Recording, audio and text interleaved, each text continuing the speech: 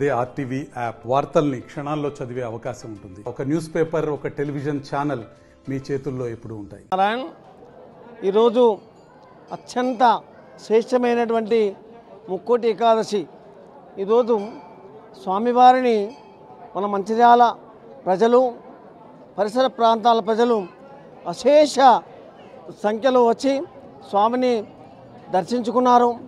దీనికి ఒక ప్రత్యేకత ఉంది. ఏంటంటే ఆ నారాయణుడట తను ముక్కోటి దేవతలకు కూడా అయినటువంటి అవకాశాన్ని ఈ మనకు కలియుగంలో స్థానికంగా మన అర్చామూర్తిగా ఉన్నటువంటి కోవెలలో తాను కల్పిస్తాడట. తాను దర్శించుకున్న మాత్రానే తను మోక్షం ప్రదానం ఇస్తాడట. అందుకే విశేషంగా ఈ ముక్కోటి వైకుంఠ ఏకాదశికి అంత ప్రత్యేకత.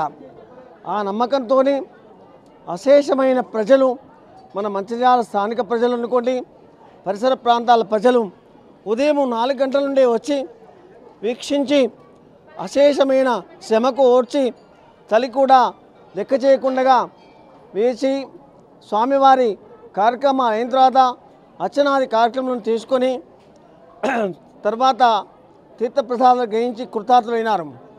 ఈ విధంగా మా ఆలయ కార్యనిర్వహణ అధికారి శ్రీ రవీందర్ గారు మరియు మా సిబ్బంది, మా శాసనసభ్యులు అందరూ కూడా మాకు ఎలాంటి అసౌకర్యం కలగకుండా, భక్తులకు కూడా కలగకుండా పరికల్పించారు. పోలీసు సోదరులు కూడా మాకు ఇలా అన్ని సౌకర్యాలు కల్పించి భక్తులకు ఇబ్బంది కలగకుండా కల్పించారు. భక్తులు కూడా అమితమైన సంతోషంతో స్వామివారిని దర్శించుకొని కృతార్థులైనారు. ఆ నారాయణ కృపను ఎనలేని సంవత్సరాలకు ఉండేట్టుగా పొందారు. నేను ఉదయం 5 గంటలకే ఇక్కడ రావడం జరిగింది. మా టీం మెంబర్స్ మేమందరం కలిసి ఒక 50 నుంచి 60 మంది ఉన్నాము. టీమ్గా మేమందరం డే అంతా ఈరోజు పూజ చేసుకోవాలని, అంటే సేవ చేసుకోవాలని ఇక్కడికి వచ్చినాము.